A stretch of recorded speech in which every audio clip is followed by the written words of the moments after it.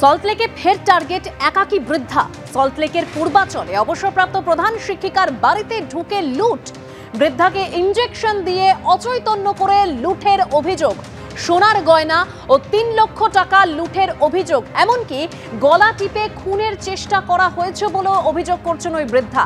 গত মাসে স্বামীর মৃত্যু হয়, তারপর থেকে বাড়িতে একাই থাকেন অবসরপ্রাপ্ত প্রধান শিক্ষিকা। পরিচারক ও ব্রডব্যান্ড পরিষেবার সঙ্গে যুক্ত এক যুবকের বিরুদ্ধেই তিনি অভিযোগ করছেন। আরো বিস্তারিত জানবো ঠিক কি ঘটেছে এবং পুলিশের তরফ থেকে এখনো কি পদক্ষেপ নেওয়া হয়েছে।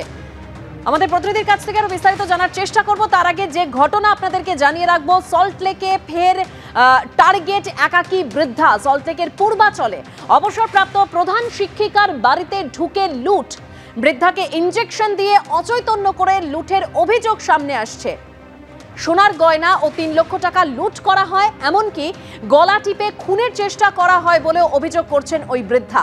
এখনো পর্যন্ত পুলিশের তরফে কি পদক্ষেপ নেওয়া হয়েছে, বিস্তারিত তথ্য জানবো আমাদের প্রতিনিধি আবির দত্তের কাছ থেকে। আবির, তবে এখনো পর্যন্ত পুলিশের তরফ থেকে সরকারিভাবে কিছু না বলা হলেও বৃদ্ধার সঙ্গে ইতিমধ্যে কমিউনিকেশন হয়েছে এমনটাই জানা যাচ্ছে এবং পুলিশের তরফ থেকে জানানো হয়েছে যে তারা উপযুক্ত ব্যবস্থা নিচ্ছেন এবং এই ঘটনায় বেশ কয়েকজনকে ইতিমধ্যে আটক করা হয়েছে। তাদেরকে জিজ্ঞাসাবাদের প্রক্রিয়া চলছে এবং যা লুট হয়েছে সেগুলো উদ্ধার প্রক্রিয়া চালানো হচ্ছে, এমনটাই বৃদ্ধার সাথে জানিয়েছেন পুলিশ। এমনটাই ওই অভিযোগকারিনী আমাদের জানাচ্ছেন এবং তার এটাও বক্তব্য যে গতকাল সকালবেলা যখন এই ঘটনা ঘটে তখন তিনি বাড়িতে একা ছিলেন। গত অক্টোবর মাসে তার স্বামী গত হয়েছেন এবং তিনি একা ছিলেন। তাদের বাড়িতে যিনি কাজ করতেন সেই ব্যক্তি এবং ইন্টারনেট পরিষেবা ঠিক করার জন্য আরো এক ব্যক্তিকে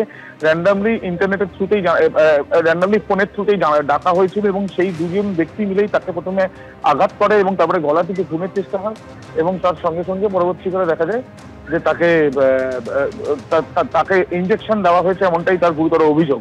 এবং এরপরই বাড়ি থেকে সোনার গয়না, তার পরনে থাকা সোনার গয়না এবং বাড়িতে থাকা ৩ লক্ষ টাকা যেটা লুট করে তারা পালিয়ে যায়। এবং এই ঘটনার পরেই তিনি পুলিশের সঙ্গে ফোনে যোগাযোগ করেন এবং তার যেটা বক্তব্য, তিনি যথেষ্টই আতঙ্কিত হয়ে পড়েন। তিনি কলকাতার একটি স্কুলে প্রাক্তন প্রধান শিক্ষিকা এবং এই ঘটনায় একাকী বৃদ্ধা, তার সঙ্গে এই ঘটনাতে স্বভাবতই প্রশ্ন উঠছে। ধন্যবাদ আবির। আমাকে ধাক্কা মেরে ফেলে দিল, ফেলে আমার গলাটা চিপে ধরে একজন ইনজেকশন দিল। এখনো দাগ আছে এই জায়গায়। ওরাই একটা ইনজেকশন দিল? হ্যাঁ, দিতে আমি অজ্ঞান হয়ে গেলাম। তারপরে লুটপাট চালিয়ে দরজায় তালা দিয়ে চাবিটা ভেতরে ছুড়ে দিয়ে চলে গেছে। বাইরে দিয়ে দরজা তালা দিয়ে? হ্যাঁ। কি কি লুট করলো আপনার বাড়ি থেকে? আমার গায়ে যা গয়না ছিল, গয়না বলতে এক হাতে বালা ছিল, এক হাতে চুড়ি ছিল আর মঙ্গলসূত্র ছিল। আর আলমারির লকারে ছিল জড়োয়ার সেট। সব সোনার? সব সোনা, আমরা সোনা ছাড়া জড়োয়ার সেট, তার সঙ্গে জড়োয়ার কানের দুল আর একটা হাড়ের মধ্যে একটা লকেট দেওয়া আর একটা বাউটি, সেটা ব্রোঞ্জের পরে সোনা। কি নগদ টাকাও নিয়ে গেছে? হ্যাঁ, নগদ টাকাও নিয়ে গেছে। তা 3-3.5 হবে লাখ। তারপরে আপনি থানায় অভিযোগ করলেন? হ্যাঁ, থানায় অভিযোগ করলাম, সঙ্গে সঙ্গে থানা থেকে লোক এসে গেল।